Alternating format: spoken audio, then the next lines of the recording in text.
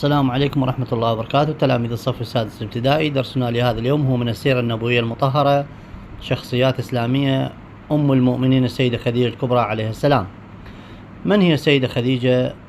هي السيدة خديجة بنت خويلد، هي زوج الرسول الكريم محمد صلى الله عليه وسلم، وهي أم المؤمنين الكبرى. نأتي إلى السؤال الأول: من السيدة خديجة؟ هي خديجة بنت خويلد زوج الرسول الكريم محمد صلى الله عليه وسلم، وهي أم المؤمنين الكبرى. كيف التقت السيدة خديجة بالنبي محمد صلى الله عليه وسلم؟ عندما عمل معها بالتجارة، فرأت منه الأمانة فطلبت منه الزواج، فتزوجها الرسول الكريم محمد صلى الله عليه وسلم. متى آمنت السيدة خديجة بالنبي محمد صلى الله عليه وسلم؟ هي أول من آمنت به، هي أول من صدقته وآمنت به. هل تأذت السيدة خديجة بعد إسلامها؟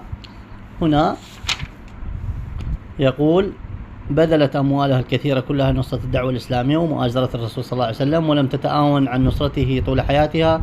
وعندما حاصر المشركون الرسول والمسلمين في مكان يسمى شعب أبي طالب، كانت خديجة مع الرسول صلى الله عليه وسلم طولة مدة الحصار والمقاطعة، تعاني الفقر والجوع والأذى. نأتي إلى السؤال الذي بعد: ما مكانة أمهات المؤمنين؟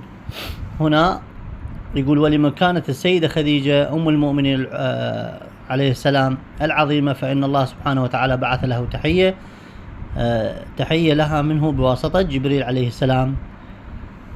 هنا لمكانتها. ماذا قال النبي صلى الله عليه وسلم في حقها؟ قال النبي محمد صلى الله عليه وسلم في حقها: إني رزقت حبها، إني رزقت حبها. ماذا قال جبريل عليه السلام عن السيدة خديجة عليه السلام؟